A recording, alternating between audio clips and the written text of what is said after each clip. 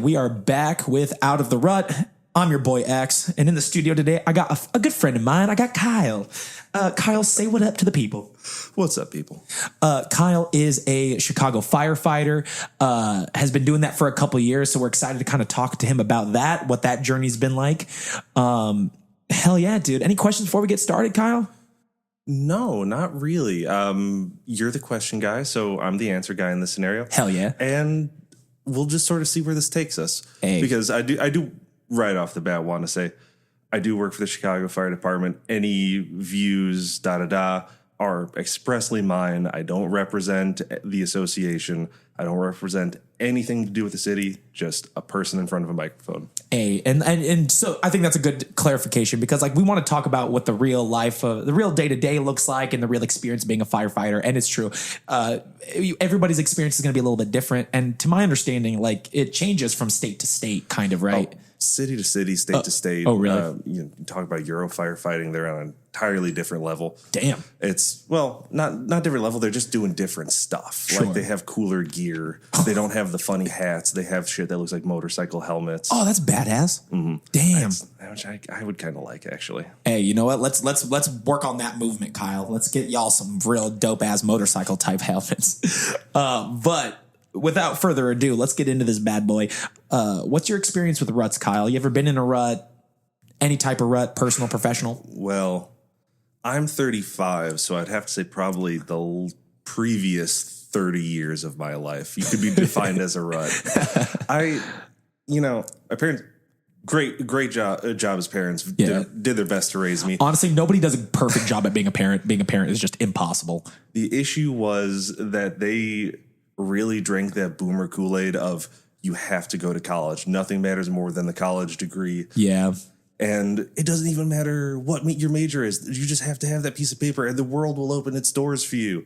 And I got 3 years in. It's like, oh, this was a fucking con. Oh, God, mistakes. I spent so much time and so much money. And I still don't know what I want to do. And nobody wants my degree. So where'd you go to school? Northeastern. It's a small community college on the north side. Yeah. Which it's a good school. Yeah. But, I was like, I can do this. I can do that. My Uncle Jack was really adamant that I become a lawyer because I am an argumentative asshole. Classic Uncle Jack. It was like, oh, God. Then law school. After college, I don't like doing this today. Another 3-4 years of this. I was about to say, I'm pretty sure being a lawyer just means you're constantly in college, pretty much. Yeah. You're studying laws and all the time. You're like, that just sounds like a drag, brother. This is like, okay, I can keep running on that hamster wheel. And, my dad had been a cop for my entire life. So that is kind of made sense to me. Okay. It seemed a very noble profession. He was very against me doing that. Oh, okay. That's unusual. I would not have expected that. Yeah, usually it's like, like my father before him. And yeah, it's like a generational job in a way. But he was like, no, don't do it. The game has changed. Our relationship with the community, our relationship with the city and the media, being a cop is not like what it was even 10 years ago, let alone 20, 30. Interesting. So like, it's just don't. It's a bad move. And anything but a young Kyle. Yeah. So I was like, well, I put all my eggs in that basket. School's not working out. We're butting heads on this. And on top of that, I kept applying to departments and they just kept saying thanks, but no thanks. Damn. It's like whatever they were looking for, I didn't have. Interesting enough. How are you as like a high school academic student? Because I could tell you, like, I was pretty mid. Like, I wasn't a bad student, but like I wasn't mid would define me excellently, actually, because I was smart enough to know how little effort I could put in and still get a passing grade. Dude, hell yeah, dude. Same year, dude. I was like, I just need to get out of here. That's all I'm looking to do. If I could skate by with a C, gold. Dude, C's get degrees, brother. Mm-hmm. Straight up. Like, I know No Child Left Behind was a little bit of a dicey move, but hey, it kept me from being behind. So here we are. I'm still here and functioning in society, which is better than most people thought, I think. So huge ruts there, especially between deciding what you want to do, lawyer, cop also. Also, listeners, if you hear anything like that, it's because Kyle and I are enjoying a beer while we chat. as one should. Of the few podcasts I've recorded, I have never done one sober, and I didn't see the reason to start now, especially when I had to walk 4 blocks here in 11-degree weather. Exactly. If for those who are not in Chicago, we are in the Siberia era of winter now, where it's usually single digits and windy. So hell on earth. So pardon the clanking if you hear it, because you probably will. But no, great rut. Any other ruts you can think of, even smaller ones? Well, it's kind of a rolling rut from that. Yeah. So like school didn't work out. I didn't really know which direction to go. And I was like, I'm just going to do some regular Joe jobs and try to see what sticks. See what strikes you passion-wise. Yeah, I worked at restaurants. I loaded and unloaded trucks. I was a bouncer for a stretch. That's badass. And because we're not a video podcast, listeners, like Kyle is the most bouncer-looking guy I've ever met in my life. If you look in your mind, like the stereotypical of what you think a bouncer looks like, that's our boy. If you think that, you should have seen the 2 guys who trained me. Was gigantic German twins. One was named Stites, and the other only went by Steve Scum. Exclusively. And there was a whole Roadhouse training philosophy behind it. It was like, if you have to go hands-on, then you've already failed at your job. You need to isolate the problem and defuse it before. Hey, dude, I would not have expected that from 2 German bouncers. It was one of the few, it's like a 2 a.m. liquor license where like they can stay open later than everybody else. And you don't get those anymore. The city doesn't give them out. They only take them away. And so there was a very, very we don't call the cops policy. And because we don't call the cops, it was important that like things didn't get violent because there was no backup coming. Got it. It was pretty much you solve the problem in-house or worse shit's going to happen. Yeah. And then I quit one day because me and my cousin had to throw a couple guys out, and they just looked us dead in the eyes like, okay, we're going to get our guns, we're going to come back, and we're going to kill all of you. It's like, this is not worth $25 an hour. You're like, you know what? Time to pack up and retire here, dude. Because I don't know if you remember in the news, there was that bar Brothers that was not far away from where I worked. The week before that happened, a bouncer kicked some guys out. They came back when he was closed up shop and shot him in the neck. It's like, these might be the same guys. They might be. Yeah, you're not going to be a statistic today. Well, it sounds like we might be lucky to have you here today, Kyle. And then eventually I ended up at the club where I met you, and that was... Wait, so you were a bouncer right before you started working together? Right? Bouncer / a delivery driver for a pharmacist. This would have been probably in the area of 2018, 2017. Yeah. The year before that, my dad, he saw the writing on the wall is that I was pretty directionless, and he's like, listen, the Chicago fire test is coming up. You've never expressed interest in being in the fire service, but I keep telling you the cop shit's not going to work out. Try it. Just take the test. It's one afternoon at McCormick Place. It's a $25 charge to take the test. Honestly, you have nothing to lose and everything to gain. And I didn't think sure, done, and took the test. I got a mediocre, because there's no grade. It's pass fail.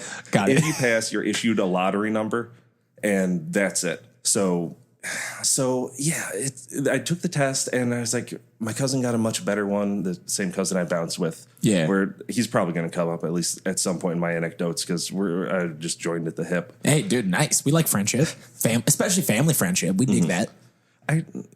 So he got on way before me, and I was like, well, shit, okay, his boat came in, where's mine? Yeah. And I just waited, played the waiting game, kind of forgot about it, honestly. And then finally I got an email. Hey, whatever you're doing, quit right now. You're showing up at the academy next week. Quit now. Screw the notice. You're starting today, brother. That application process is pretty merciless. Like, whatever you got going on, if it's more important, go do it. Then we don't want you. Otherwise, drop your shit and put your best suit on. Come here. We're going to talk at you. Game time. Mm-hmm. Dude, that's cool. I mean, that's cool, though. So it seems like the seeds were kind of planted pretty early on that this might be something you explore. It just took a little bit of time getting there. Yeah, I always derived a lot of pleasure from working with my hands. Yeah. I probably should have gone into the trades earlier on, but my parents were so set on the college track, it was just never really even entertained as an option. And, civil service is my dad's a cop, my mom's a teacher, my brother's a nurse. it's just something my family kind of does. So it's always what made sense to me.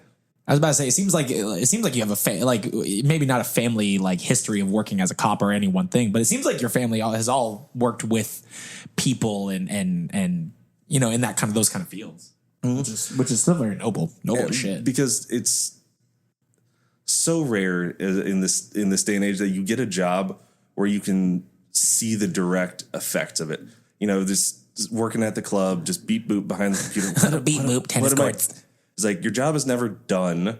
You just kind of wake up the next day and do it again. Rinse and repeat. But every single time, you know, I go on a call now, I can, at the end of it, all right, mission accomplished. I can point, I did that. I helped that person, which is, it's honestly just very satisfying. I can see where that would be a lot more fulfilling than sort of just like the monotony of like repeating tasks over and over again. Like, sure, you can make the argument, well, like, oh, no job is like you're still helping people do this, but it's like it's just a different kind of thing when like you get to see physically the progress as well as like the response from the person you're helping to be like, oh, I actually made someone's life different today by saving their life, by putting out a fire, by whatever it is, you know? And it's not the same when you work at a computer and you just like book stuff. It's just not the same. Yeah. It's so just being able to put my hands on whatever I'm working on and see the fruits of my labors. That was what I was looking for. Sure. Dude, that's where I got out of my rut. 2020, I turned 30 halfway through the academy, and I'd say that's where the rut ended and this upward trajectory began. Heck yeah, man. And how are things going as of today? We still feel good with it. Are some days harder than others where it's like, God, maybe I might try something different, but or how do we feel about it now? My worst day on this job is still better than my best day at any other job.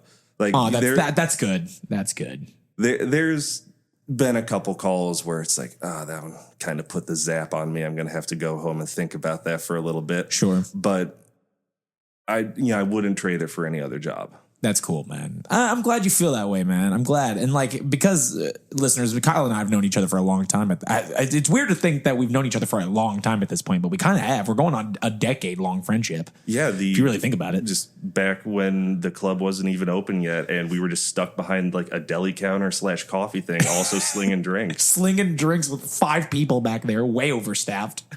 Fighting for attention.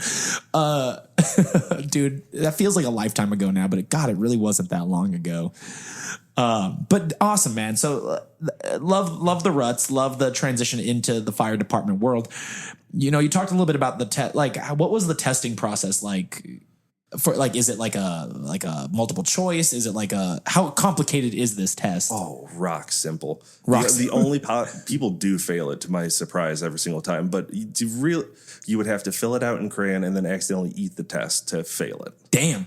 It's they don't want that to be the barrier of entry. It's more just like a filter that you have to pass through. They get their lottery pool.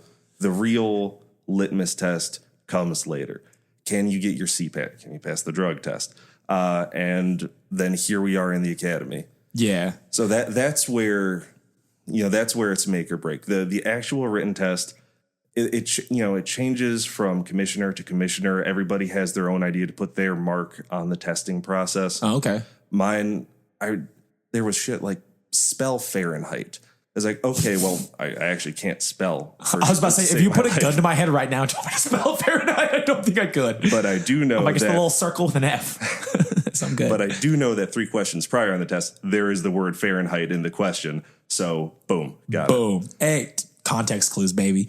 Does the commissioner have a huge say in how that test is done? Or like, I would have assumed it's something that's just like established from decades ago that we just keep doing, but does it change often? The written test does. Everybody has, because there's a question of weighting. Every question has different point values. I should say that. Okay. So like, we noticed X amount of people didn't get this question. We're going to give that a value of 1. A lot of people got this other one. We're going to give that a value of 3. There's a point system to it where they can make the pass fail a little bit more flexible. Got it. And not the commissioner themselves, but top brass that are involved in that process. like I said, everybody wants to put their name on it. Like, this was my test. This was the best one. Yeah. So it really does change from year to year. I'm sure everybody kind of wants a little bit of the credit of hiring the best of the best. So it's like by manipulating that test, it's like, well, if I brought these people on and they proved to be fucking badass, like those are my people, man. You see this string of classes? That was me. Yeah. there's a sense of pride, I'm sure, that comes into that of feeling like you hired the best or you helped filter out those who maybe weren't the best for the role versus those who love it or really good at it. So that's interesting. I would not have expected that. I would have expected it was sort of just like the same every year. But I mean, the thing that I kind of appreciate about that though is like, and I've brought this up on the podcast before that like I don't know and don't often feel like a lot of jobs really benefit all learning styles the same way I don't think academia does either. Like I think, you know, you have the different learning styles, auditory, visual, kinesthetic learners and stuff, and like schooling as it sort of exists right now really does cater to those who are auditory learners and visual learners in the sense of like reading and stuff. But yeah, our entire educational system is built towards people who are good at rote memorization.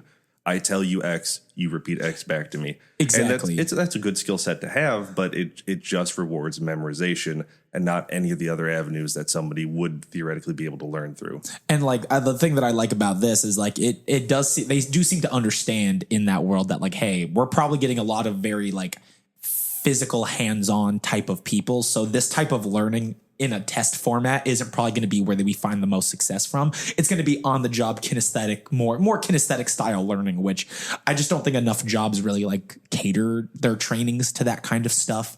And I think maybe that might be one of the reasons that the test is so simple, because one of the biggest pools of like that funnel into the fire department are the trades.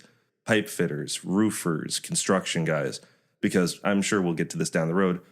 Construction and just that ability for your body to handle physical labor is so important to the job. Yeah, it's going to come into play at least a dozen times, at least a million. To be able to look at a building and just read it, like see the information, the codes in the matrix that the average layperson wouldn't be able to, is an incredibly valuable skill, and they want those people, and those people are not necessarily the best test takers. Yeah, they're not going to be your academics. They're not the ones sitting in front of textbooks all day reading stuff. No, and like I think that's cool. I wish more jobs kind of like filtered their training systems into that style, because I'm the exact same way. I'm a kinesthetic learner.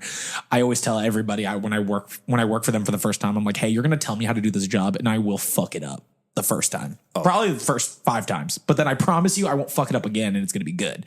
But you telling me something, it don't do shit for me, dude. Like I just win one ear right at the other. That is one of the fire instructor mantras is if you fuck something up, that's okay. I'm going to tell you how to fix it. If you keep fucking it up after I tell you how to fix it, then we have a problem. But the first one is kind of a mulligan. Like everybody's going to fuck it up the first time. Yeah. And you don't know what you're really fucking doing yet. And then we're going to tell you how to get better. And if you don't listen to us, that's on you. Yeah. And how long have you been a firefighter for? Like actively in the firefighting world? It will be 6 years in February. Damn.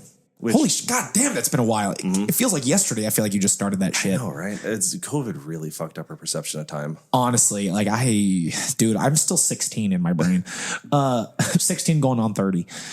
So you've been doing it for 6 years. Do you have like a designated spot you work at? Do you jump around? Like, how does that system work a little bit? Yeah. So right out of the academy, they used to do what was called a 30-day detail, where like they would just put you at a temporary spot. You'd be there for 2 furloughs, which is a 2-week periods. And then you get your permanent assignment. You're there for at least a year. You have to be. There's no arguing at that point. Yep. Then after that, you can do what's called a Form 2. You submit it. I'm already jumping around here. No, you're good. We're going to do that a lot, listeners. Disregard the Form 2 stuff. That's for switching shifts. So transfer order comes out every 4 months, thereabout. Once you do your year, you don't like your house, you can put in, maybe you want one of those sweetheart home run swing West Side, South Side, Inglewood spots where they are burning 24/7. Like you want to chase fires, cool. But me, I got sent to a relatively slow house. It was broadly considered a retirement house. Okay. But in the years leading up to me, there was a flood of candidate classes. And so despite being a retirement house, it was mostly young guys. And we all really got along with each other. It's like, I got a good crew. I have to live with these people every third day. Yeah. If you get a crew you like, you stick with them. So I could jump around chasing fires. I could spend my entire career doing that and not quite hit it. Yeah. So it's like, I'm going to do this for the next 25 years. I got plenty of time to work with some miserable bastard on his 8th divorce. But right now, I got some guys that are relatively my own age. And because it is a slower company, we're all about our business. When we show up, we're going to show up because we want to reclaim their reputation. Yeah. How important is the camaraderie element in terms of which house you pick? Like, I imagine like you have to trust these people. So like, I imagine the camaraderie has to be pretty important. And like, what do you guys do in the firehouse to like establish that camaraderie, especially when new people come into play? Really just work. The thing is like your whole thing is made or broken on your reputation. So day one, like, well, not day one, but like, you come in the morning, you already have chores. You have to inventory the rig, make sure everything is there, truck and engine. You have like all the equipment is there. You have to make sure all the drugs are there. All of the emergency medical supplies are there. This inventory usually takes about an hour and a half. That's every morning. Then, depending on the weather, maybe you're washing the rig. All right, it's time for roll call. After that, housework, scrubbing floors, scrubbing toilets. Like, there's, the calls are obviously the point of the job, but there's so much busy work to be done. Yeah. It's like you have to be available for when calls come in, but like you might not get them, in which case you can't just like sit around and just, vibe out. Yeah. There's cooking, there's cleaning, and that's where the camaraderie comes in is, this guy, he waltzes in, he throws his shit on the rig, and then he just sits in the kitchen and watches TV. He doesn't help out with inventory. He doesn't do housework. This guy's a piece of shit. He needs to go. Got it. Do you guys have like assigned tasks, or is it like, hey, here are all the tasks, and then you sort of divide and conquer amongst yourselves? Well, or a mix of both, maybe. Kind of both. Like every house is different. Every house has its own microculture and how they do things. So at ours, well, at most houses that are dual rig, so like you have an engine, you have a truck. And got it. Okay. So they'll do like a every other month thing. Trucks got the top floor, engines got the bottom floor. Next month we switch off. Stuff like that. At us, because we have so many younger guys, there's no excuse for there's no point. Just like, all right, hey, I'm gonna take these two guys. I'm gonna go upstairs. We're gonna knock out the sweeping and the mopping real quick. You guys get the downstairs bathroom and the kitchen, and we're all done in 30 minutes. Yeah. Then we can go back to hanging out and chilling in the kitchen, watching TV after that. Yeah, absolutely. It's like it's 30 minutes out of our day. Don't be a wiener about this. Yeah, don't be that guy, dude. Don't be that guy. All hands on deck, yo. So like of course there's a seniority aspect to it as well. Oh, cool. You've got our two oldest members recently retired. Both of them were 25-year guys, and you have what's called a barn boss. He's the guy with the most time at the house. He calls the shots. Whatever he says goes. Yep. Which also means he's not helping with shit. Yeah, he's like, barn boss, I'm supervising, dude. I'm supervising. I'm so top level, dude. So, barn boss, he doesn't help, whatever. The younger guys, we're going to knock out all the chores. We're going to prepare whatever needs preparing. And then below that, candidates. So I got in as a candidate on the engine right off the bat, and there was not another candidate assigned to that engine for 5 years. So you were stuck with those jobs for a while. Yeah. For 5 years, I was the low man on the totem pole. And it's like, all right, I'm through the door at 5:30. Rig inventory, done. Medical inventory, done. Cleaning and polishing tools, this, that, and the other. And then housework, which very few people helped me with. It's like, even though I have 5 years on the job, I'm still the candidate in the house. And now we got one, which he is 23 years old. I'm only 35. He makes me feel so fucking old. It's like youth is just, there's nothing that makes you feel older than being around youth. It really, dude. I honestly, once I turned 30, it kind of slapped me in the face. I'm like, oh God, like there is a world of difference between people in their early 20s and me in my 30s. My good God. Like it's endearing because I see the young 20-year-olds and it reminds me of a time not so long ago. I'm like, I remember when I was you, kid. I remember when my knees didn't crack. Yeah. I remember when I didn't suffer from chronic back pain. Damn. But yeah, now he's on the engine and he's doing all this stuff and he's being a good candidate in that he won't let me help. I'm his senior and the candidate he's got to carry the shit stick sometimes. Yeah. And so you got to prove yourself a little bit, you know. I was like, John, you do the regulatory. I'll knock out this medical real quick and just no, absolutely not. It's like, go in the kitchen, get a cup of coffee.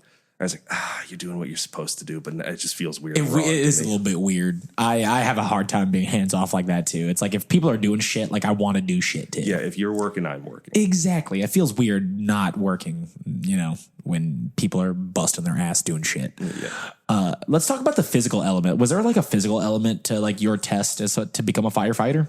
That is sort of a separate thing. So okay. You have the written test. Let's say you get a sweetheart lottery number. They call you up real quick. They'll bring you in for an orientation period, and they'll say you have to get what's called a CPAT, something physical aptitude test. I don't remember. Chicago? No, it wasn't Chicago. Doesn't matter. Physical aptitude test. Yeah. And that's kind of the first filter you have to pass through because a lot of people cannot pass the CPAT. It's not the hardest thing in the world, and it is way easier than what you go through in the academy. Really? But it's still not nothing. So they lead you off. They put you on the the Stairmaster for 2 minutes just to tire you out. And then they put a 75-pound weight vest on you and then two 20-pound weights on your shoulders. Now we're cooking. Okay. You're also not allowed to use the handrails to help hoist you up. So it's just pure leg power. Pure leg power. So if you're skipping leg day, listeners, dude, maybe if you're looking to be a firefighter, dude, hit some leg days up, get some squats in, hit the Stairmaster. Which I was a chronic leg day skipper. I'm still guilty of that to this day. But if you want to talk physical training, the holy trinity of the fire service is legs, lungs, and grip. Like you need to hold shit. You need to be able to move. You need to have it's a big old engine. Yeah, you can have a big chest all you want, bro, but that ain't going to help you out some steps, all right? It's not going to help you when you have to carry a 45-pound hand can full of water up 8 flights of stairs. Damn. Dude, that's insane. And that is, of course, with the 75 pounds of gear you have on. Yeah. So obviously the physical element, super important. Okay, so you're in let's say you pass the test, you pass the CPAT, you're like, cool, dope. You're in the academy. What was academy life like? Worst 6 months of my life. Oh, damn. Okay. I woke up every day thinking I can't do another day of this. And then I went there and I did it. And then I laid down and I said, I can't do this. And then that was an entire 6 month period. A whole 6 month period. Because it's as much mental as it is physical. And it is also academia because the first 3 months are getting your EMT license. Every single firefighter before, like, I forget the cutoff date. There was a period in like the early 2000s where you could be a firefighter and not have your EMT license. And then because the department was just trending in that direction, it's like, okay, from this point on, everybody has to have it. So the first 3 months are just EMS training. And it's set to a national standard. And it also involves a lot of paramedic training, which is a higher level of care. It all gets kind of cross-pollinated into this big, messy soup where you have to learn a bunch of shit that you're never actually going to use in the field. Got it. And then while you're doing that, people are screaming at you and you have to do push-ups for no reason. Just randomly, just like, yeah, you know what? While we're here, knock out some push-ups, brother. Yeah, it's like if everybody did really bad on a test and the instructor who taught you the subject matter of that test, like, well, shit, man, you just made me look bad now. You're going to pay for that. Punishments all around. Get into the parking lot behind Jewel and we're going to just do calisthenics for an hour and a half. In the winter. Yes, I was a February class, so I was doing like planks on just like bare elbows on asphalt in puddles, and dude, it's because that's the thing, you know.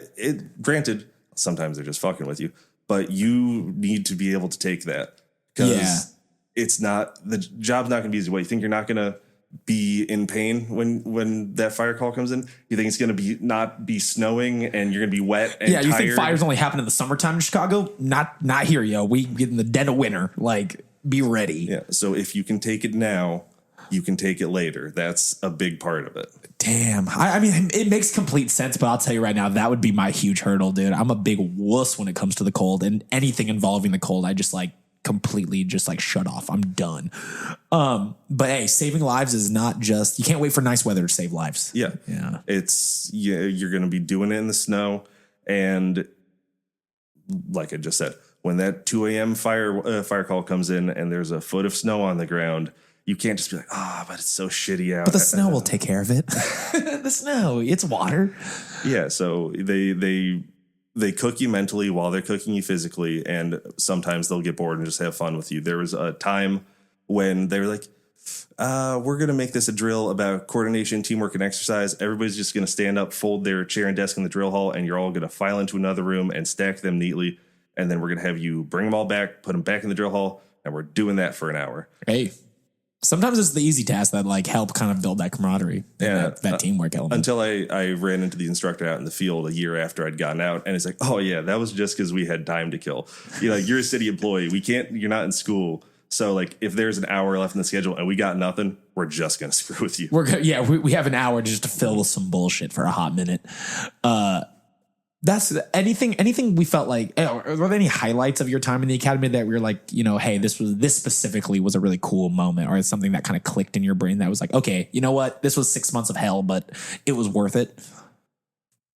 About 4.5 months in, which it took a while because that's when all the instructors sort of let their hair down. It's like, we're going to drop the drill instructor shtick. You've made it this far. We didn't break you. Because every class, there's going to be some drop off. People are going to quit. They're going to leave. Once they've weeded out the weak ones, they're going to be like, all right, you guys stuck through it. We're going to stop screaming. We're going to actually teach you the meaningful skills, like speaking to you peer to peer. We're going to get this job done. We're going to make sure you're as polished and ready to get out into the field as possible. It sounds kind of like lame to do that, but like I feel like there is merit in that, because like you're going into a high stress job, and if something like the first 4 months are going to break you, then it's like, then like, might as well know that now versus like hand holding your way through the 6-month academy for you to then do this. And now you're in the field and you think you hate it. It's like, you know what, let's figure out whether you're cut out for this now before you commit too deep into it. Mm-hmm. Do you know how big, I was actually going to ask about how many people have dropped off. Do you know roughly how many people you started with versus how many completed ish, like ballpark? Let's see. I can think it started as a class of 120. So a pretty big class. Mm-hmm.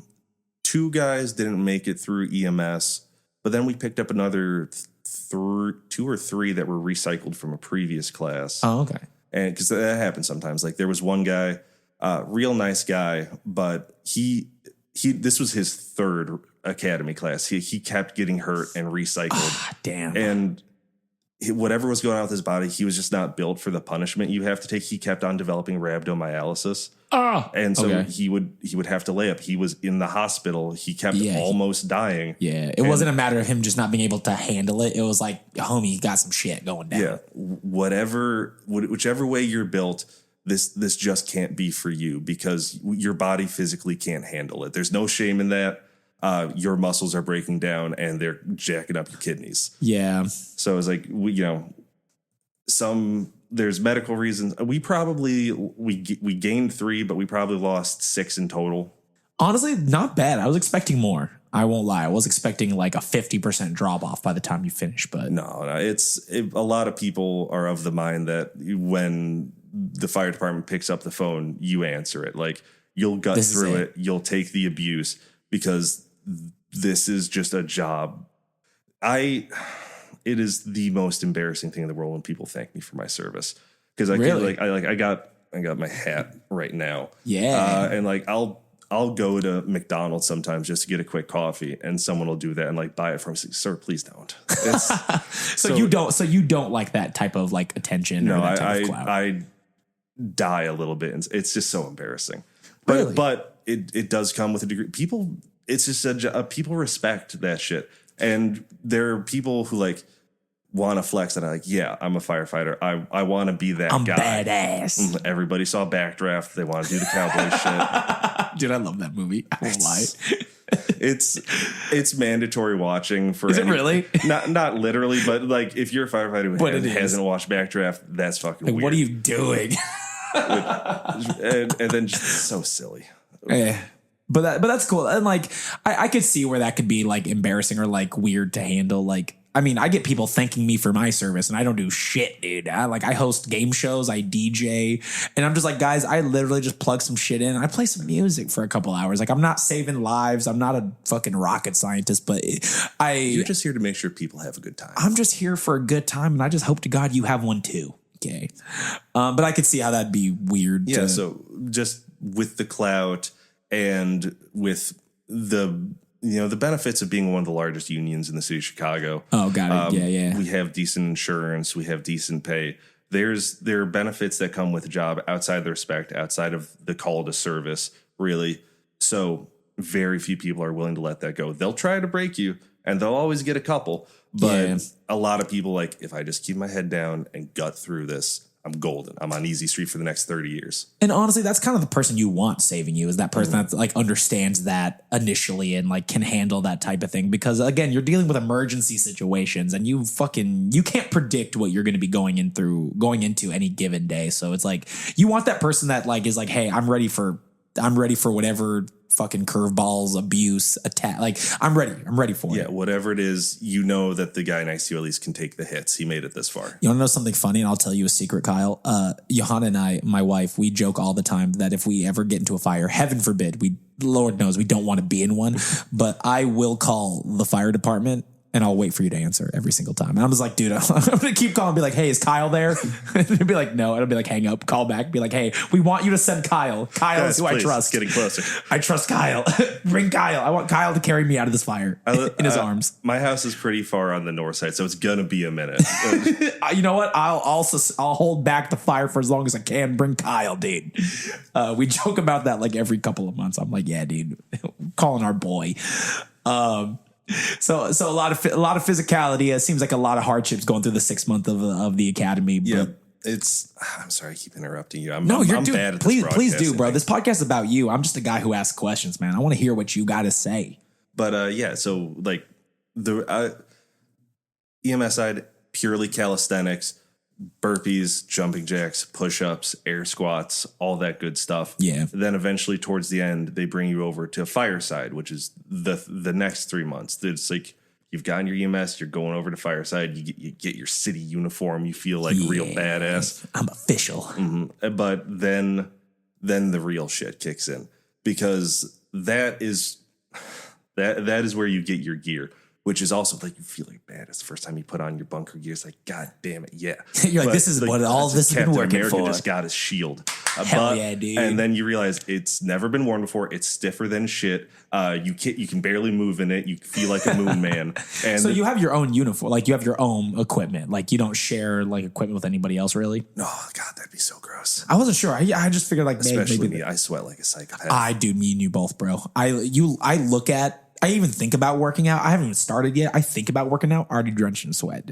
So you have your own stuff, but it's stiff as shit and all that stuff. Yeah. The day one, fresh out of the box, it needs to be broken in. How do you do that? You're gonna run some stairs. You're gonna lay on the ground. You're gonna do dead bugs. That's how I always remember that I turned 30 in the academy. As one of the, I was like really struggling again. Such a stiff, like the jacket's tight. It's not bending right. Heavy as hell. Yeah. And I was like doing dead bugs on the ground. The instructor just walks over. McNulty, how old are you? 30, sir. It's like, that's a hard motherfucking 30, isn't it? You're like, yes, it is. You're like, yes, boss, it is. Oh, damn.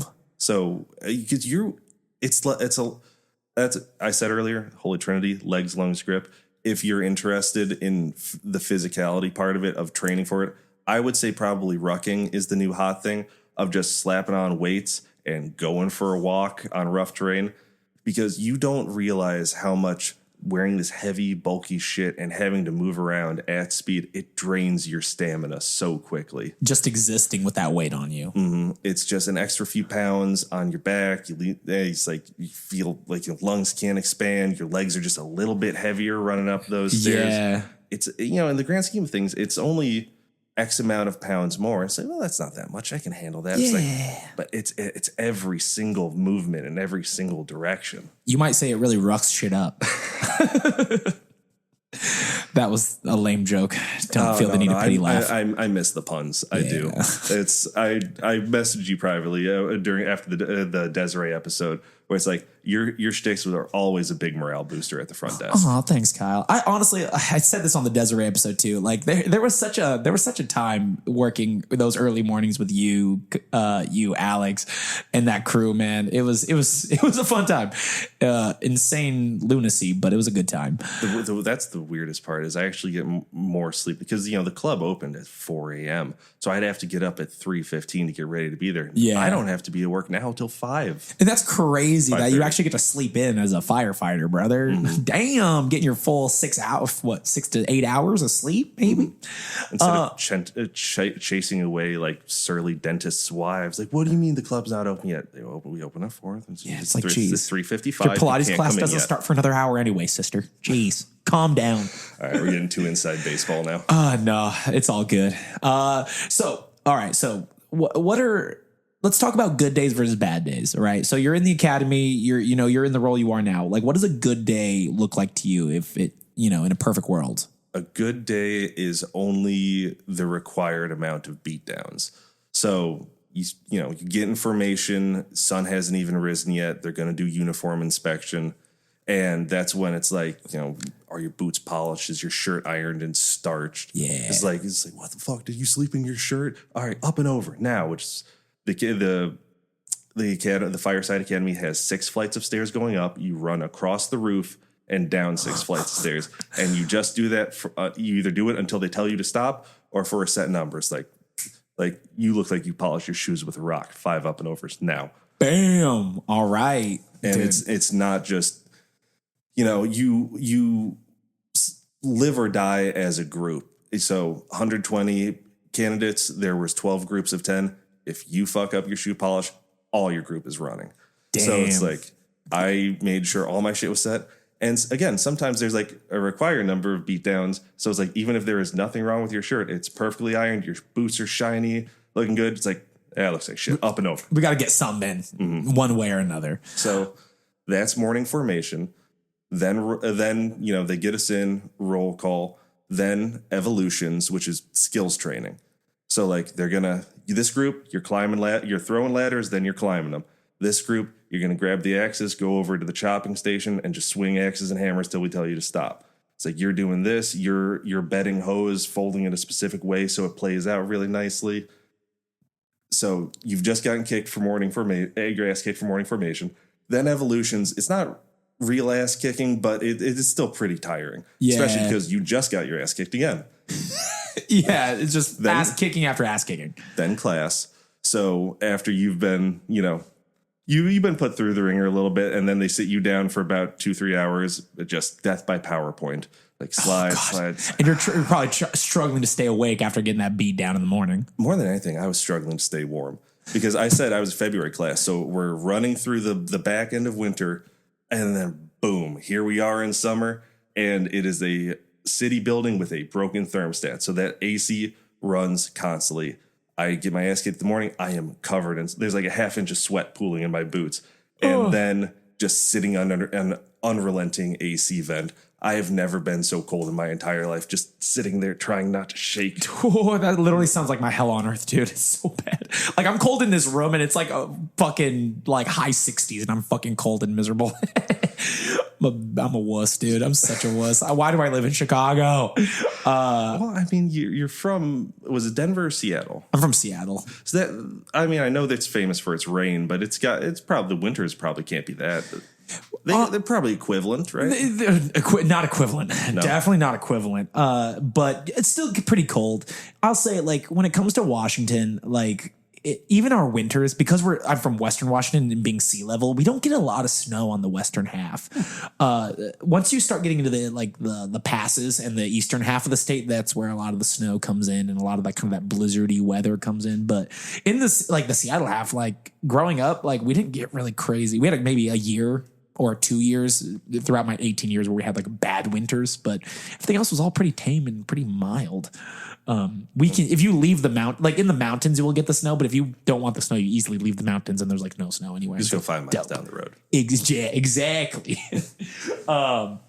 But so like this Chicago winter took a long time of getting used to.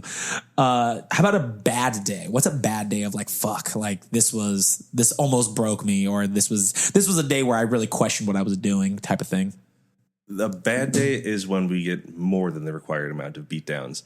The one that stands out in my mind is the time we were about to take like the big exam, like the actual firefighter 1 test, which is a national thing. Oh, okay. Like you need your national EMT license to get past the first half. You need to graduate. You need your firefighter 1. And so it is the day of the test. We are all downstairs in the locker room studying.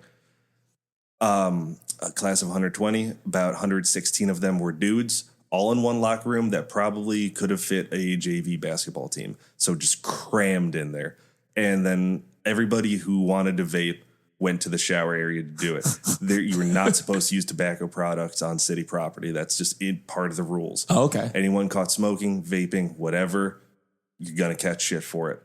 So, because like I said, we live or die as a group, because 7 guys were vaping, the entire class is just like, you guys, you saw them doing this, and you're not going to tell them to knock it the fuck off? Okay, everybody, get your gear on, out to the drill yard now. Oh. And it was like 90 degrees, full humidity.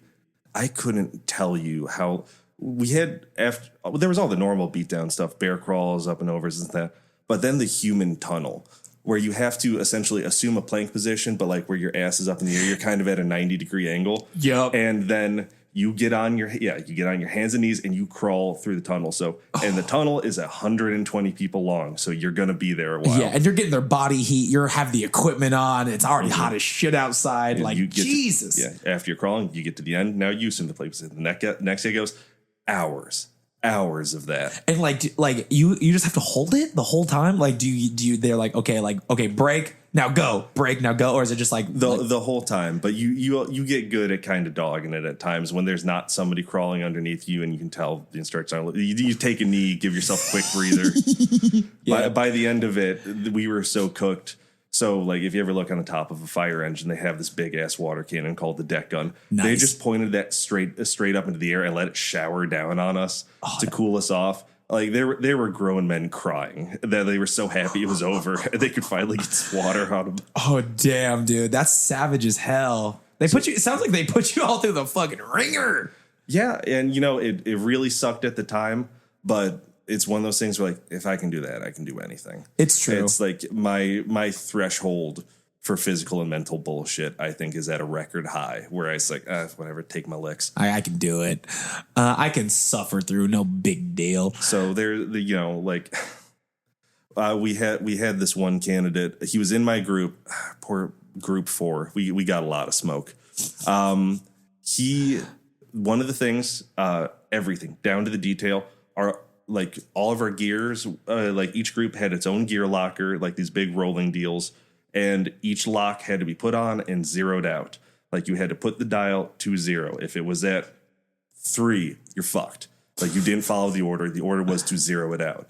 So this guy would either not lock it, which was even worse, or not zero it out. And there's this whole ethos of gear accountability, where like these are your tools. Your tools are your lifeline. Every single thing you do, if there's a problem with your bunkers, if you lose a Halligan, that might be life or death. So you take this shit seriously or you pay for it. He would never lock his locker. And so we all had to carry around axes and big ass K12 saws for the entire day. It's like group 4, get the axes, get the saws. You like from class to class, from room to room, you just had to do the shit with the axes and the saws. Oh, God. And then they all needed to be clean, polished, and put back by the end of the day. Boom. Otherwise, you probably got the same thing the next day. So a bad day is somebody fucks up and you pay for it. Yeah, I mean, I guess, yeah, that makes complete sense. I feel like that's quintessential bad day for sure. Paying for someone else's fuck ups. Dude, sick, dude. Any other cool stories of firefighting? Any stories jump out at you of like, you know, things people should know? Things people should know that I couldn't say. The one that jumps out to me most is probably my first fire. Like, oh yeah, tell us that story. Still a candidate. You know, it's one of those things like it's kind of like love. I thought it was never going to show up. Hits me when I'm not looking for it. So like they warn you against complacency. You know, there's false alarm after false alarm after false alarm. Like just yesterday, because I worked yesterday, we had a fire run come in at 8. And it was just somebody who had never used a pressure cooker before. And, you know, they let out little jets of steam. Oh. They got scared and thought they were burning down their kitchen. They called us. Shit like that. Where it's like, admittedly, I when I've used my pressure cooker for the first time, I had that fear too. Didn't call the fire department for it, but I do get that fear. That's real. You took a second. You figured it out. You didn't feel like, is this an emergency call though? Yeah. That's it. If you see something, say something. Don't wait on it. It could be more serious than you realize. But, you know, those calls are so much more frequent than the real thing. And then like it's like don't get complacent because like you're gonna be on your fourth, like an automatic alarm goes off of the day, you know, 2 bullshit fire runs. Like, man, I'm not buttoning up my coat, I'm not turning my radio on, I'm not putting my tank on. Let's just go in, knock this out, get back to the firehouse. Then oh shit, that's the one. Now it's caught you with your pants down, you're scrambling, you're not hitting your clasps, your tank's all fucked up. You look stupid. Yeah. You're not saving anybody. Seconds make minutes and minutes save lives. Oh, so damn. I like that. You don't have to, I'm just slogan. You don't have to get ready if you stay ready.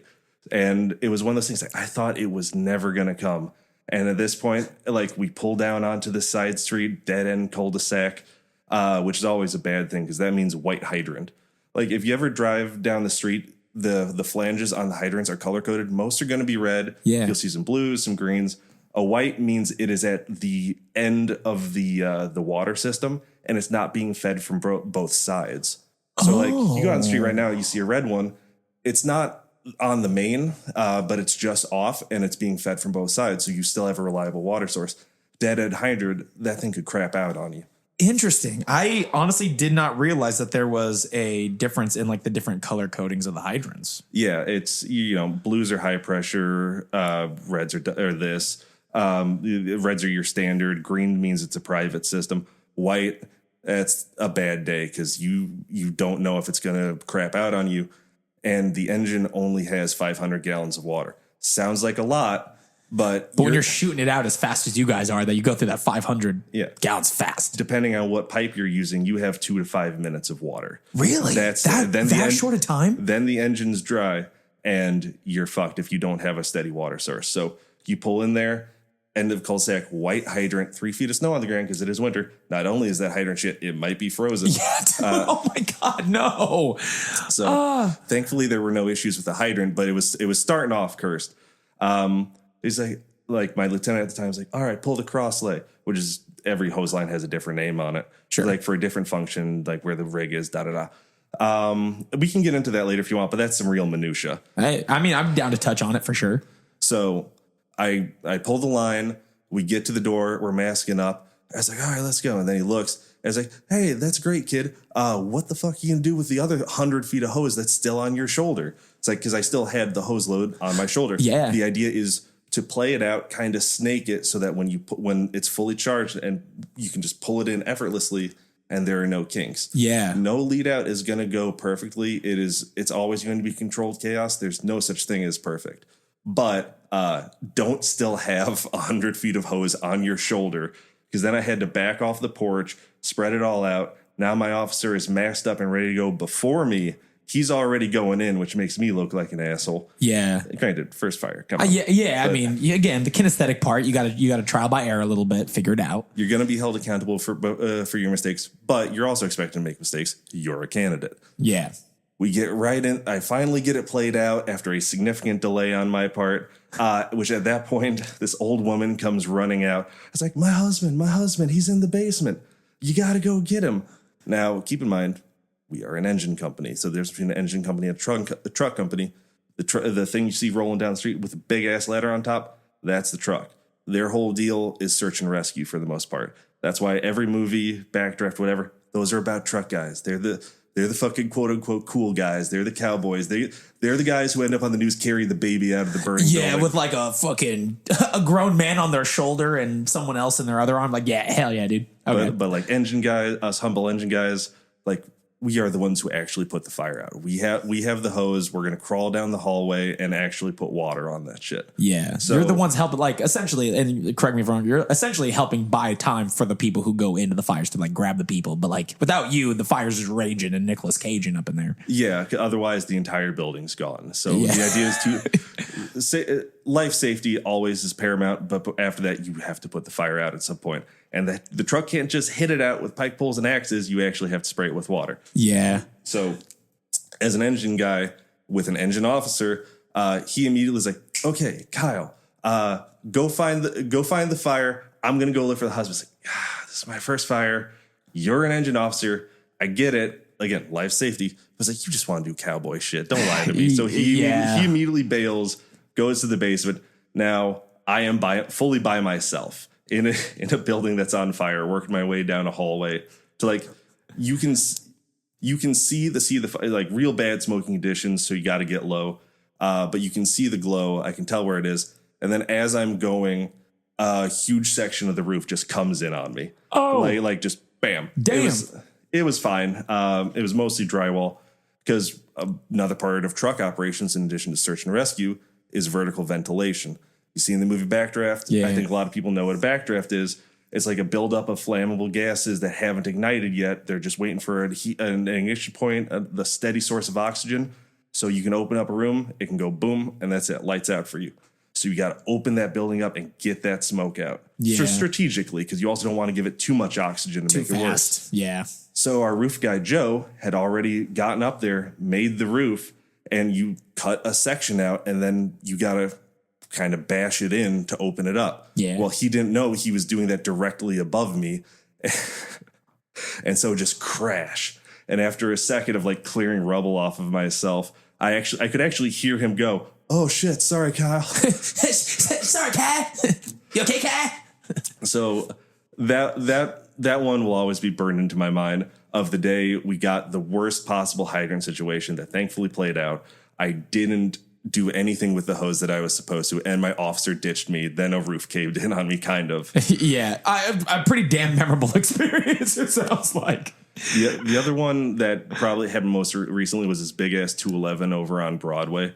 It started in the bar area. No, was it a back porch? I don't remember.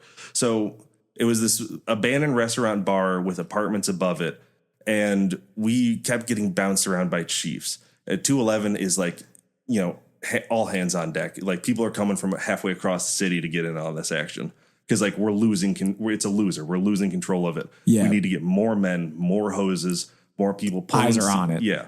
So there was like 3 different chiefs calling shots. Bouncer. I was like, "Hey, you guys need to go over and talk to this chief. He's going to tell you what to do next."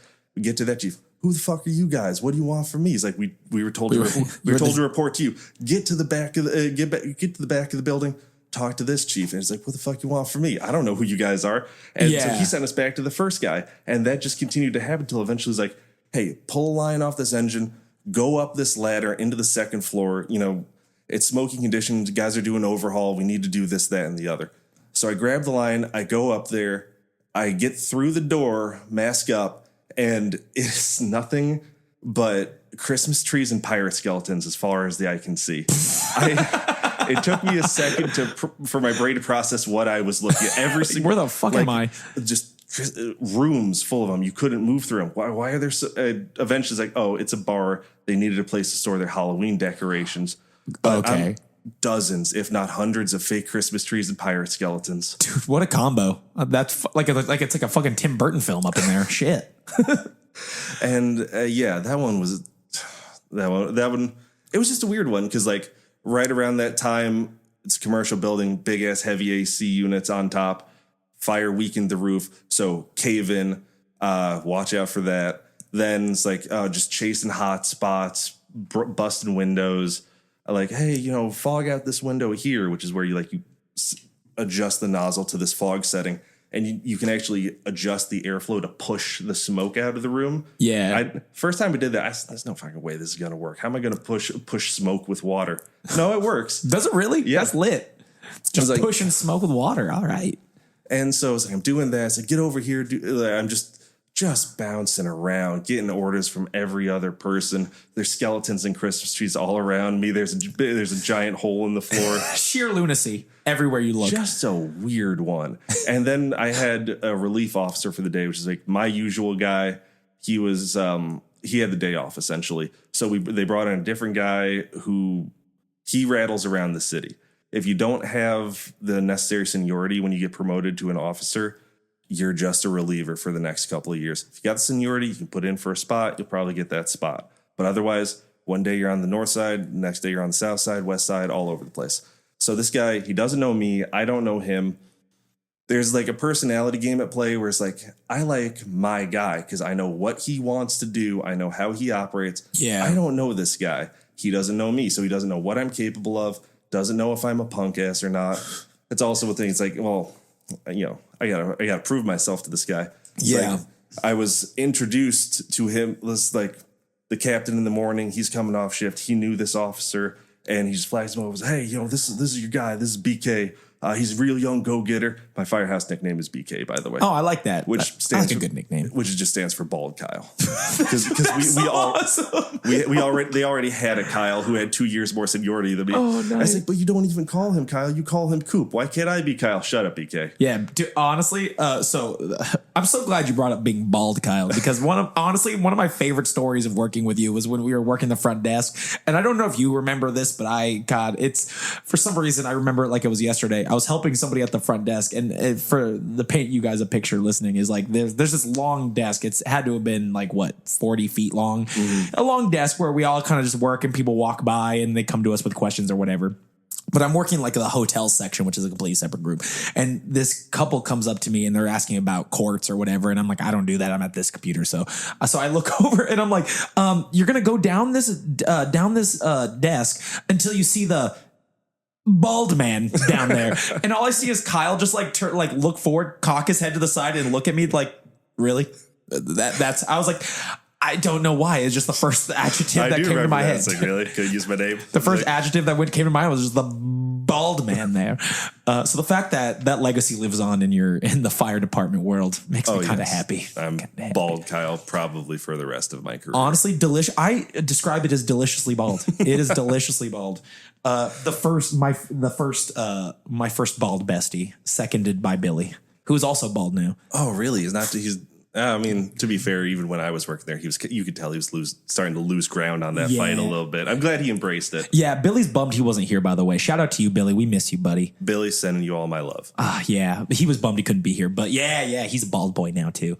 So the fact that they call you Bald Kyle is amazing. Yeah, but anyways, this BK, he's a young go-getter. Anything you need, he's got you. Yeah. So he's putting me through my paces. There's it's like, oh, you know, he's like has me leaning out the window. It's like, this one spot on the coping is still smoldering. You need to get that right now. It's like, we're already being ordered out of the building. Like, it's been kind of declared a victory. Conditions are still a little smoky, but she's like, all right, everybody get the fuck out.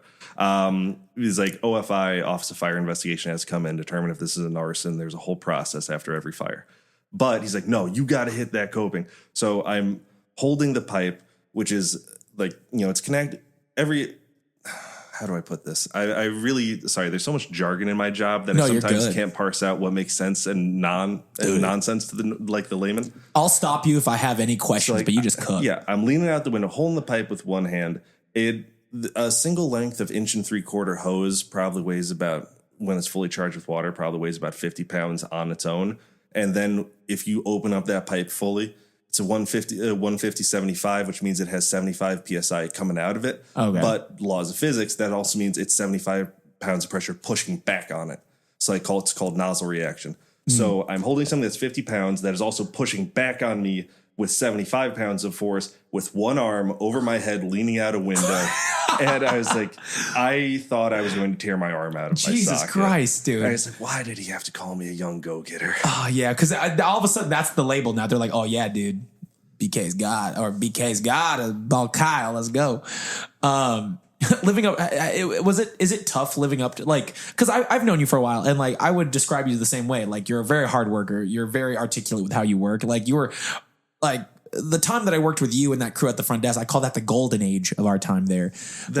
That first stretch was a really fun time. Yeah. Like, just in the mornings, you're stopping by to give us horoscopes. So you, me, Lisa, Alex, Billy's over there half dead at the front desk because he was on overnight shift. Oh yeah, dude. Oh man.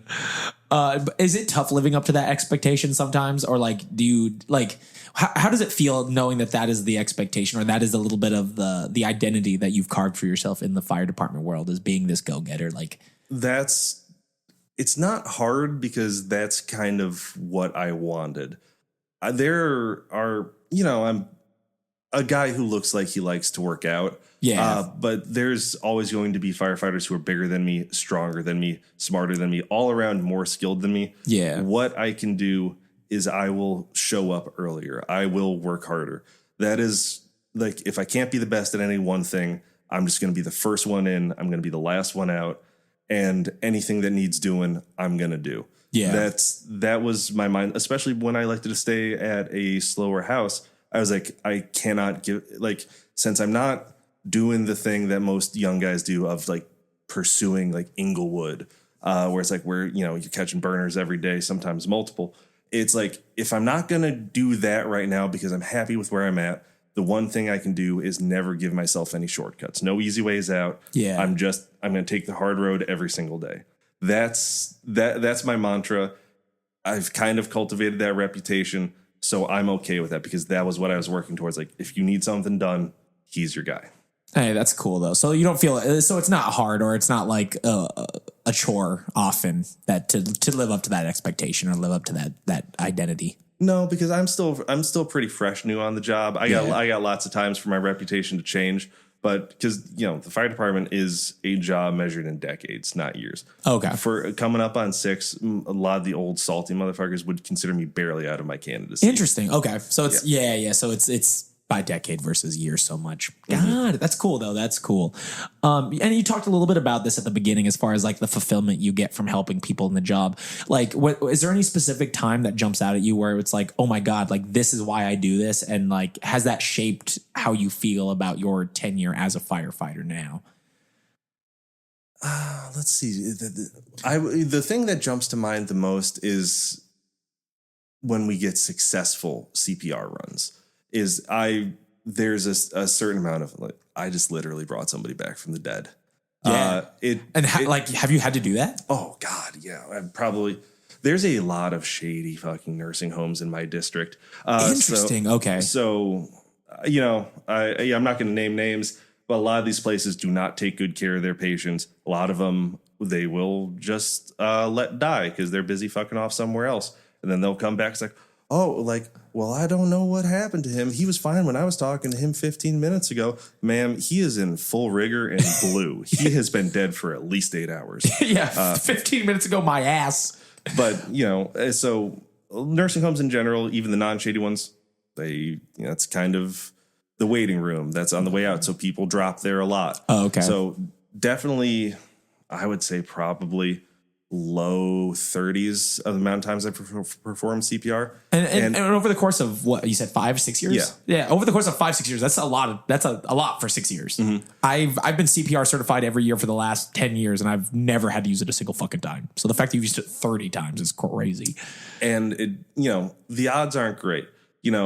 If CPR works, but it's a last resort for a reason. It's let's say somebody at the club, healthy 45-year-old, just drops and gets an arrhythmia, drops. Pretty good shot. You're going to bring him back with some CPR, hook up the AED. Yeah.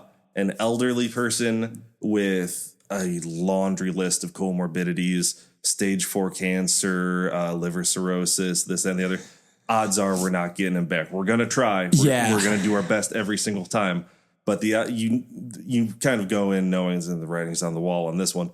But then there's that little blip on the monitor. It's like, oh, shit, we got something, guys. All right, keep it up. Let's load him up. Let's get him to the ambo. We're going to the hospital.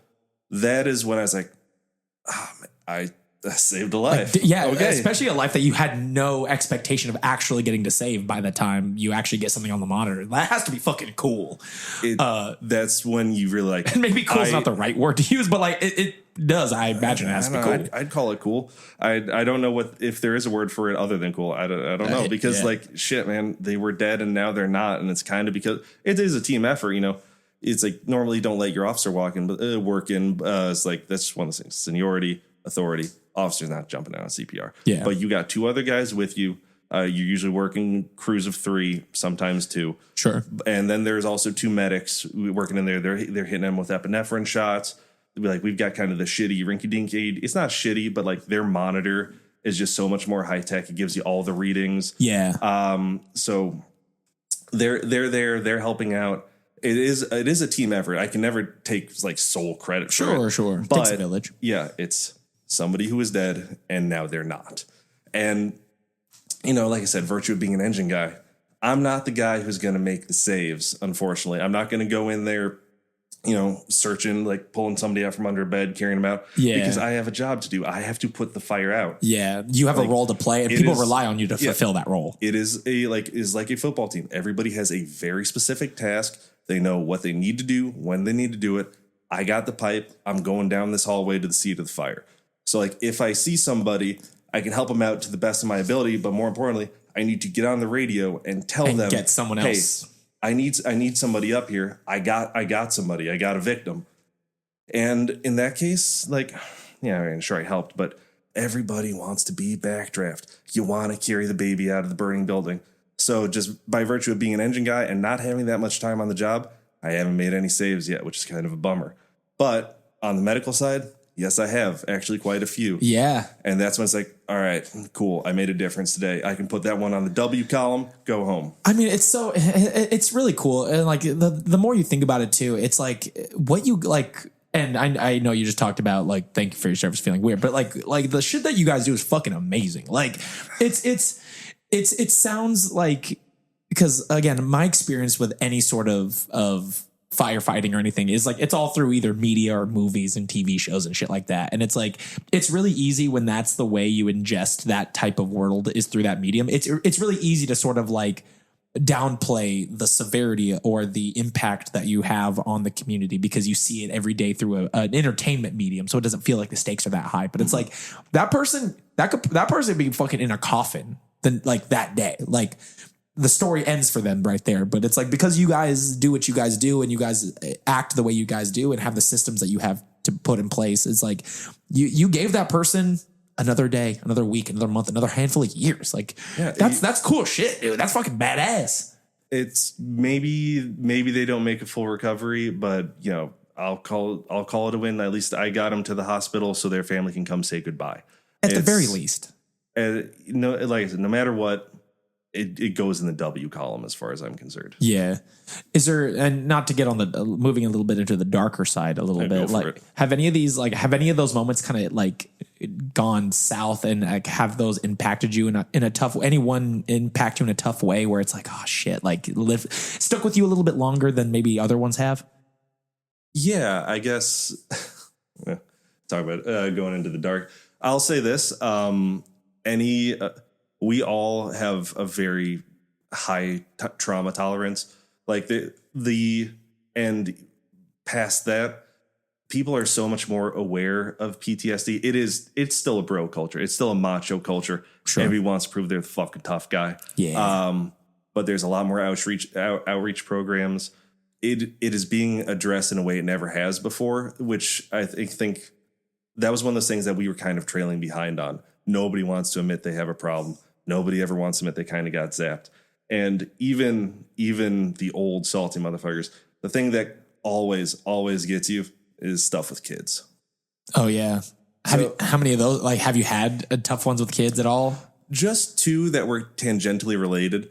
And it's not where you think. It's not like an abuse scenario. Yeah. In this one particular case, I'm sorry if this is Griminy Cricket. We can always cut it later. It came in as unconscious, not breathing, which always means CPR. Yeah. So we get there, and it was a dude who had hung himself in his garage. And that in itself, I've seen a few suicides before. It's never pretty, but you get past it. This one, it fucked me up because his son was the one who found him and cut him down. Damn. And when I walked past him, he was just like his brain had turned off. Like he was just standing there in the yard staring at his feet, like not even fully conscious almost. Yeah, man. And it's just like the dad had his reasons. Like he had some medical stuff going on, but I don't know. That's gonna stick with that kid, you know? Yeah, that's an image that doesn't go away. Yeah, even with therapy. If he goes on a date and somebody asks him about his parents, boom, he's right back there in that garage. Yeah. That one, I had to go sit down after that one, and I still get angry talking about it. Like, how are you gonna do that to your son, man? It's tough. And I want to ask one more question a little bit about like mental health resources, because I know that's obviously a topic that is being a little bit more commonplace among a lot of different fields of work, is like the impact of employees' mental health and stuff. And I think fields like yours are prime examples of where, like, I think we've seen a lot of growth surrounding the topic, because I think, and you can correct me if I'm wrong, it feels as if that was something not talked about at all in those fields. And now it's like, okay, no, this is actually really fucking important. Has in terms of mental health in the firefighter world, has that evolved much throughout your time, or from the time you've kind of been in it, has it generally stayed the same? What are your kind of like just general thoughts on that? It's not stigmatized so much because, like I said, there's sort of this tough guy warrior ethos here where you don't let anything get to you. You know, you got this armored shell. And so even when it did get to you, you didn't talk about it. You didn't tell anybody that, hey, man, that really fucked me up. I'm going to need a minute. Yeah. Our whole medical process it's called laying up. So you can lay up for mental health reasons now, which did not used to be a thing. It was like, hey, I broke my arm. I have to go to the hospital. Okay, you're laying up. Now it's like, I'm fucked up. Yeah, that fucking broke me. Here, I need some time off. And they'll be like, all right, go to the medical office. We'll sort you out. They have resources they can provide. The biggest change is just that people aren't afraid to talk about it. It's like, oh, you know, if I say this fucked me up, people are just going to call me a pussy and tell me to shut up. Yeah. And it's like, I'm sure it's like that. I haven't been to the whole city. I haven't worked with every single firefighter. I'm sure there's outliers and still, you know, places where that happens, I'm sure. Yeah. But just the fact that it's being talked about is huge. And the fact that the city's providing resources, you can take some time off if you get the zap. It's pretty huge because, like, in the last, you know, I don't know the statistics. I can't speak on it.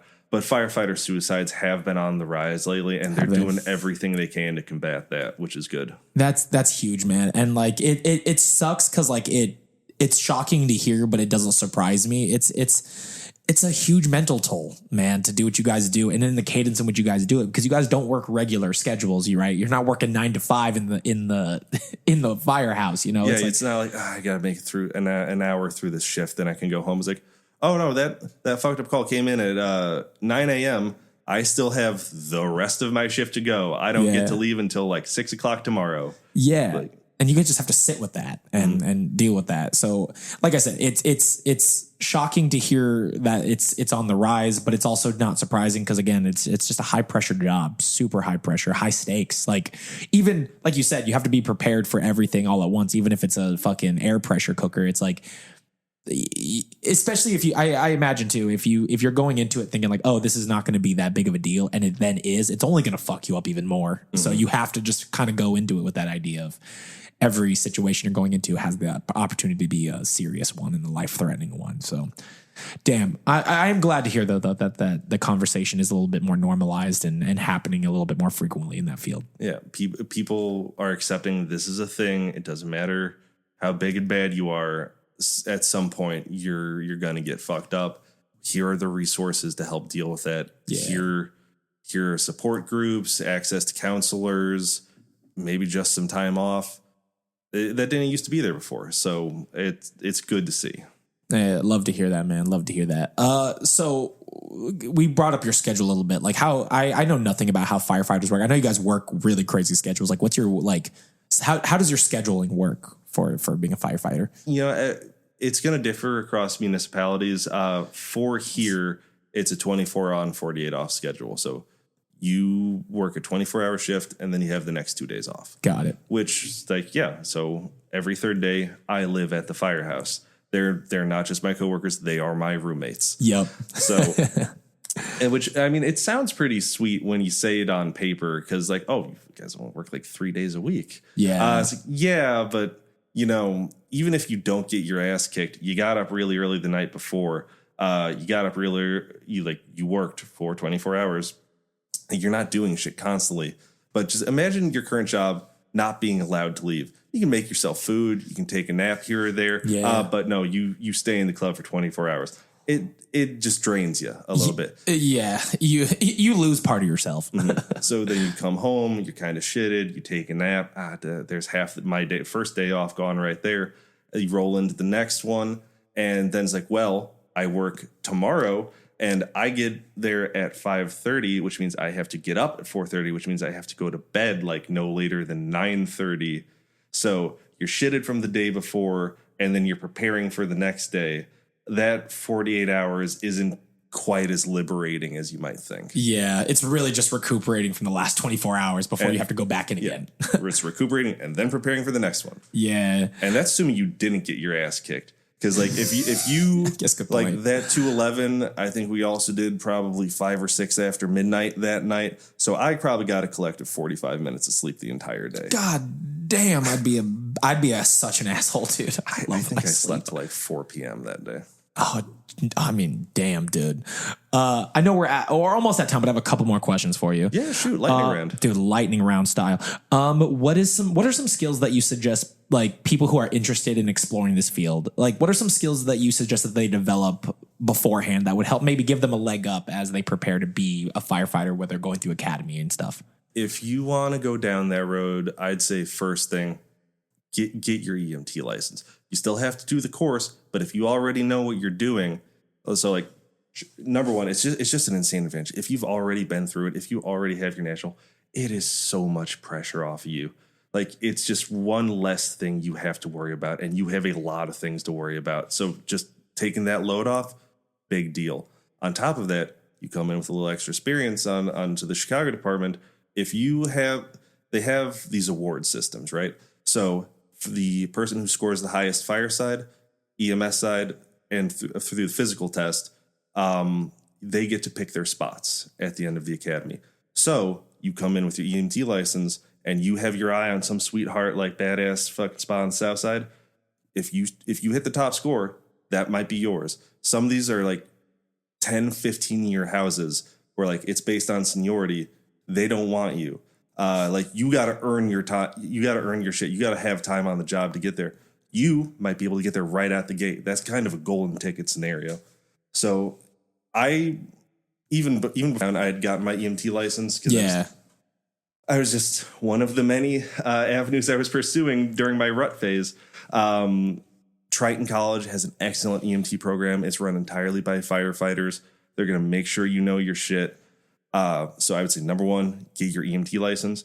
And number two, if you want to get a feel for the physical aspect of it, it's like there's a lot of like firefighter fitness shit, and it's all just like CrossFit light. Yeah. With, like, that's kind of gimmicky. I agree. I mean, I'm not a big CrossFit fan. I will say like high intensity interval training definitely has its place. You could get a lot of utility out of that. But more than anything, the CPAT videos are online. They'll tell you the bare minimum of what's expected for you to pass that test, and you can hit those marks. Like you can go buy a weight vest and hop on the Stairmaster and be miles ahead of everybody else out the gate. Hey, no, that's fucking great. And then, so something I didn't bring up, and you might, I don't know what your experience might be with this exactly, but like in terms of like different genders and stuff working in your field, like is there hurdles or like what are your opinions on like the different hurdles that perhaps the different genders have to face going into the firefighting field? Because I imagine it's very male dominant. Oh yeah, I think God, I should have done my homework before I hopped on this one. I think you're good. It's kind of a well, you know, before time was women weren't allowed on the department. It was a male dominated thing. Yeah, the same reason. One of the same ways that back in the day, if you were under 6 feet tall, you weren't a truck guy. You weren't allowed on the truck. Interesting. It's like I'm 5'10", engine guy for life, apparently. So they had all these standards. Women on the job is a fairly recent thing. I think they account for something like 12% of the department now. those numbers might be skewed. Like I said, class of 120, I had about 6 women in my class. Got it. So still a pretty small percentage when you look at the bulk or the whole entirety. Yeah, but growing every year, and like it's a hard job. It is a very physical job. You need a certain degree of horsepower. That said, nobody works alone. You 2 in, 2 out. Unless shit really goes sideways, you do need to have the strength to self-rescue. But, people are going to be able to help you. So even if you're not fucking Johnny Bodybuilder, there's a place for you in the field. Somebody's got your back. You can still get the job done if you feel the need to pursue it. Maybe you got to work a little bit harder. A lot of women, one of the things to pass the physical aspect of the fireside, you have to be able to do at least 1 pull-up in full gear. Again, the idea is self-rescue. Yeah. And that's tough for anybody, but to do 1 pull-up with an additional 75-ish pounds of weight is not easy. But yeah, there are hurdles. I'm not going to lie to you. I'm not going to sugarcoat it. But if you got the salt to do it, not a single woman in my class failed. They all went the distance. Yeah. Especially, fucking Mags, just old school, hardcore Chicago Polish, born in Poland, lived through Chernobyl stuff. Damn. Yeah. She talks about, I remember that because they kept making us take iodine pills in school. Jeez. But, hard as nails. Yeah. Lopez, you'd have liked her, never stops dancing. Dude, hell yeah. We had some aces, they struggled at certain aspects of it. They never gave up. They went the distance. So those hurdles do exist, but people are willing. You can do them. You can do them, and people will help you if you can't. Dude, I'd love to hear that too, man. If it's something you're passionate about, the last thing you want is something that you can't control to be the barrier of entry. It's like, I can't control my gender, or I can't control how X, Y, or Z. And it's like, fuck, when those are your hurdles you have to face and there's no changing them, it's super defeating. So love to see that it's a little bit more widely accepted and happening in the firefighting field. Yeah, the numbers are still low, but they're growing every day. Hey, we take the progress. Yeah, any final parting words, Kyle, for the listeners? I think it would probably be the words my dad gave to me in 2016 when I was hemming and hawing about taking the test. Take the test. You have nothing to lose and everything to gain. If you're even slightly interested, you might get lucky. Because the thing is, everyone's like, oh, yeah, it's a calling. Firefighters aren't made, they're born. No, fuck all that. It's a job. You can do it. I strongly recommend it because it fucking rules. But you know what? If you don't like it, you can always just leave. Yeah. And it's take the shot. He's like my dad said, I'm going to say it the 3rd time, you have everything to gain and nothing to lose. Hell yeah, dude. Kyle, thank you so much for joining us, man, and talking about your experience in the firefighting world. It was super great to just catch up with you, man. And great to fucking see you, dude. Yeah, dude. It's been ages. And I hope you got something useful out of this. I got a lot useful. I learned a lot. And I just love the stories, man. I love hearing about what cool things cool people are doing, and I've said it once, I've said it a million times. No matter what weird shit I do, between circus performing and podcasting and fitness or whatever, I always think what other people do is cooler than anything I'm doing. So just to kind of hear your experience with that is awesome, man. I'm glad you're happy. I'm glad you're healthy. I'm glad you're fulfilled with what you're doing. Last question, and I actually do remember the question. What if in a perfect world, where would we like to see this career go? Are you looking to be, I don't know, is management the right word? But are you looking to be the big man in charge? Are you looking to kind of just coast out and just see where it takes you? What's in a perfect world? What's Kyle's 5-year, 10-year, 20-year plan with this? Oh man. So, I guess you could call it management. So I am, other than candidates, I'm one notch up the low man of the totem pole. I'm not lower than whale shit anymore. I'm about equivalent. Firefighters were the rank and file. Where you go from there, you could become an engineer. He's the guy who drives the rig. He's got all the wheels and the levers. He's managing water pressures. He's sending water to this line, that line, which, you get to drive. It's good for older guys whose bodies are a little beat up anymore. Maybe they can't live the firefighter lifestyle the way they used to when they were younger. Because our engineer who just retired, herniated disc, torn ACL, separated bicep, just a roadmap of pain. His body was like stapled together. He's like, yeah, I'm going to just stop at engineer. You could go that route. I don't want to do that because, number one, I'm a very anxious driver.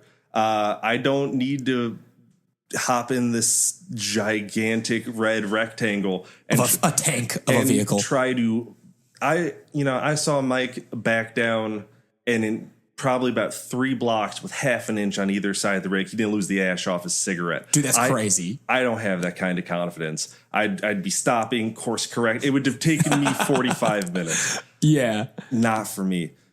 Next step then, if you still want to like stay active, keep doing firefighter shit, is lieutenant.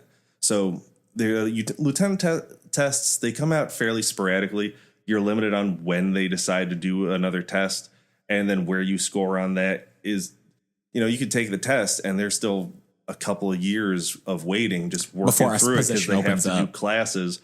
Like they promote you, it's like, well, now there's vacancies in the firefighting things. Like they got another class in to fill those. Yeah. It's all like transitions and stacks around the same time. I've had this conversation before of guys like, yeah, that's what they want to do. They want to get the officer with the white shirt, get the bugles on their neck. Yeah. And the swagger. Mm-hmm, like they want to be the shot caller. And I get that. I don't know if that's for me, at least not yet, because it's like, in the grand scheme of the department, I have relatively little time on. I would like to get a whole lot more fires under my belt before I'm comfortable calling the shots, calling the plays. That makes sense. Like, not to get too fucking jerk off here, but like leading men into battle. Yeah, I was like, yeah. Because like, man, I call a bad play and some shit goes wrong. I get somebody killed. I got to carry that around with me. So I don't know if I have that. When you get to that point, you want to feel like you have at least have the confidence to feel confident in your decision making, to be like, hey, if something bad happens, I need to at least have the self-confidence to know that I did everything right that I could have done to prevent this from happening. And that comes from experience and repetition of being in that position. I think there's a world of context and nuance and perspective that I just don't have yet. So if you were to ask me today, do you want to become lieutenant? No, I'm happy leaning off the back step for the rest of my career. Couple of years, I get some more time on the job, more fires. Maybe I do want to make that jump. I would say at the moment, no, I'm happy where I'm at, and I could do this for the next 25 years, no problem. Hell yeah, brother. And then, so usually I ask people like self-plug if people have questions, how do they reach out to you? But I don't want to dox you like that. But like, yeah, well, I mean, they couldn't if they want to. I have one Facebook that's not under my name. Oh, that's right. I don't even post. I just cruise for memes most of the time, and like used to send messages to you and stuff like that. Yeah. But if people were going to reach out to somebody, or like you suggest, like, hey, if you're curious with questions, reach out to these people. Like, where would you lead them to if they had questions about being a firefighter? If you want to dip your toes into being a firefighter, I'm pretty sure the site's still up. It was just called blueline.com, Illinois, or IllinoisBlueline.com. It's a hub. They post every cop, firefighter, and just general civil service job available in the state. If you don't want to do Chicago, you don't live in the area and you don't want to move here, because if you're on the Chicago department, you have to live in Chicago. That is one of the rules. Residency is non-negotiable. So like you can't commute from Aurora to work here. You have to live in Chicago. God. The ethos being like, if you're going to serve this community, you're going to be a part of the community. I actually really like that logic, honestly. It's a mix. That has a very mixed opinion on the department, because a lot of guys are like, just like, who the fuck are you to tell me where I can and can't live? Yeah. And like, I see that logic, I do. But like, it is something nice to be like, hey, you know what? Like, there's a sense of like entitlement to the neighborhood of like, hey, this is my neighborhood, because it is. I live here. Whatever. I want to protect it. Like, personally, I don't mind it. I've lived in Chicago my entire life. Hell yeah. I grew up here. It's like, okay, you want me to live where I already live? Cool. Done. Easy. But if you don't want to do Chicago, there are 1,000 other departments that you can apply. I would, if just start Googling towns near you, fire department. There's a lot of I know that's not entirely helpful. Like, just fucking hop on Google. No, but like, it's that simple. If you're curious, it's out there somewhere. I applied for a couple other departments before I got on with Chicago that like I didn't get any bites. But you remember Tony Figs from the club, right? Dude, Tony, what a throwback, man. He wrote off he's on some like boo-foo department, like in the mid, like country. But that's what he did. Chicago wasn't testing when he was interested in it. I like to personally take responsibility for telling him to like join the get on the job. But so like Chicago wasn't hiring. He found who was, and he went out there. They paid for his academy time because they're outside of Chicago. Like they have their own sort of central hub. It's an academy system that I'm not entirely familiar with. Sure. Hey, shoot Tony a Facebook message. Maybe he'll come in and he'll tell me about it. Maybe we do a follow up. Double firefighter episodes. Heck yeah, man. But yeah, it's out there if you want to look for it. If you want to do this, start Googling local municipalities, what their requirements are. Most of them, Chicago only requires an EMT license. You would probably need to become a paramedic, but most of them will get you on the job and then pay for you to go to paramedic school. As long as you get it within the first year, you're golden. Yeah, there's going to be a few hoops you need to jump through, but I can assure you it's worth it. Hey, well, thank you so much again, Kyle, for joining us on the podcast. Listeners, this was another episode of Out of the Rut. If you or anybody you know is looking for or has any Out of the Rut stories you want to submit, we have a subreddit at Out of the Rut Podcast, so feel free to submit stories anonymously there. Follow us on social media, Facebook, Instagram. Tell Caitlin hi because Caitlin loves the attention on those. And guys, as always, have a fantastic week. Appreciate you, Kyle, for jumping on with us, man. No problem, X. I mostly did it to see you, but it's always nice to talk about the job. Hey, I loved it, man. Hey, y'all have a fantastic week. Y'all stay lit, never quit, and we'll see you next Tuesday.